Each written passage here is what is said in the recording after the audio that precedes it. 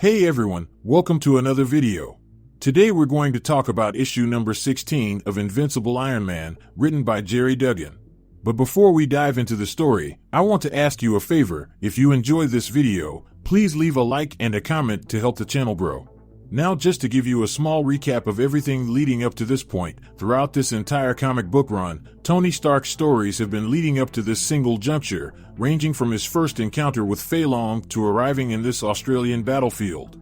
Because at this moment in this story, Tony wants nothing more than to eliminate and destroy every single Stark Sentinel abomination Feilong created. And with the help of the mutant race, he is well on track to do so, for through his marriage with Emma Frost, Stark ended up getting his hands on the most resilient material known to men, Mysterium. So with his newest toy online, the stage is set and the battle is about to commence. So with that said, we get a dialogue from Tony Stark and it goes as follows. Now much is said about Tony, both true and false.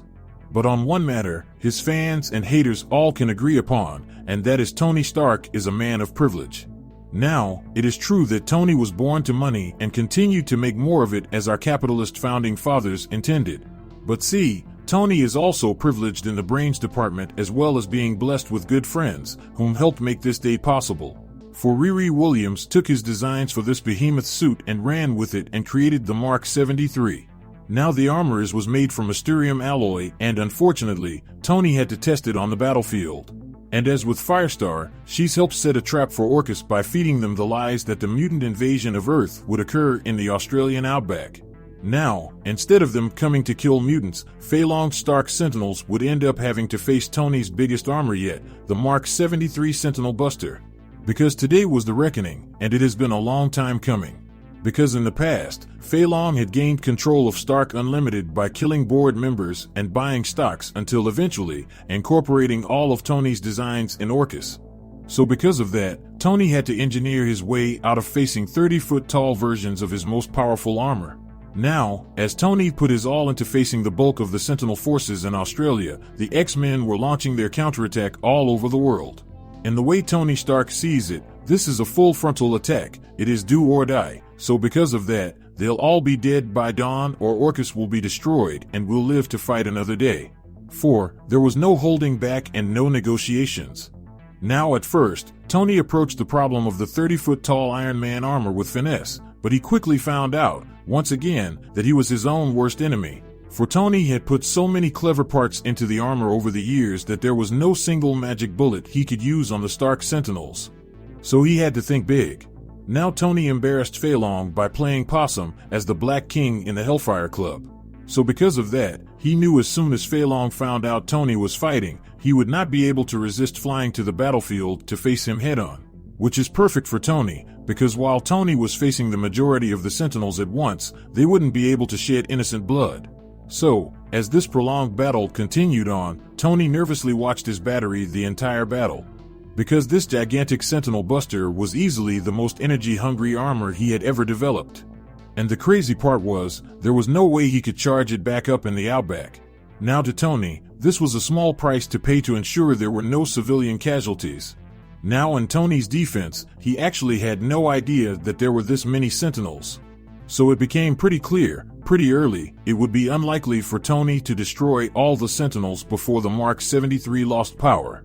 So because of that, he knew this was most likely a one-way trip for his newest suit, the Mark 73, and maybe even himself. So as Tony brings the battle back down to Earth, the robotic mayhem just continues to unfold. For Feilong was one of the most smartest and most cunning foes Tony ever faced, but Tony also knew what buttons to push. Because when it came to Feilong, he was smart, but full of pride, and Tony was going to help him fall. So as the battle carried on, Tony took the opportunity to eject from his Sentinel Buster, but not before he placed his behemoth on autopilot and decided to roll up his own sleeves in the Mark 72.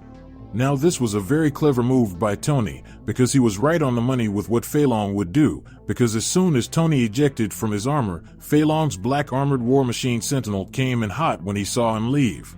So with Tony flying outside his Mark 73, a ray of energy reflected off his suit.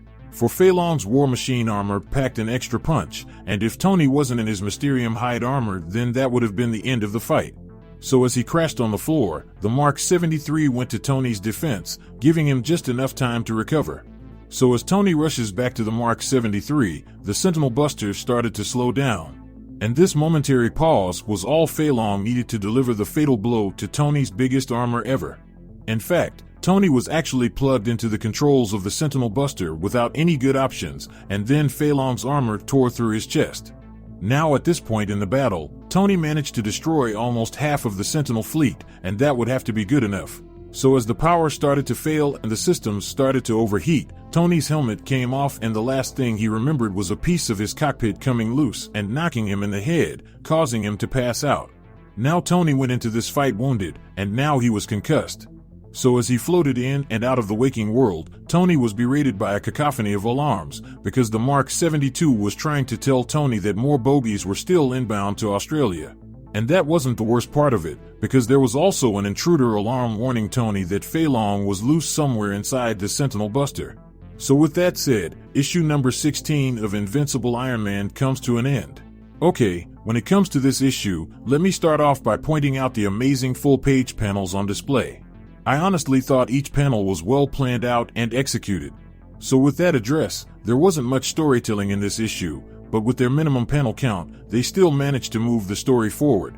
Like for example, half of the Sentinels on Earth were destroyed, and Tony is about to have his final showdown with Feilong.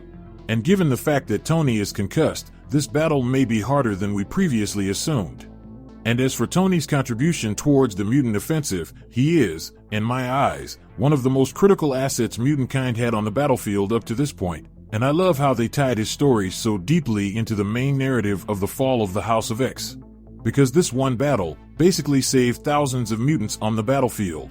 Now, I do have one question about this whole interaction. Was the Orchis Forge on the Sun ever rebuilt after the Children of Tomorrow destroyed it? Because if it was, then everything Tony did was pointless. Because the Forge could mass produce Sentinels at a crazy fast rate. So with that out there, if you want to stay in the loop about any individual storyline, then how about you hop over to the playlist section down below or in the link cards above to get all caught up on the X-Men runs.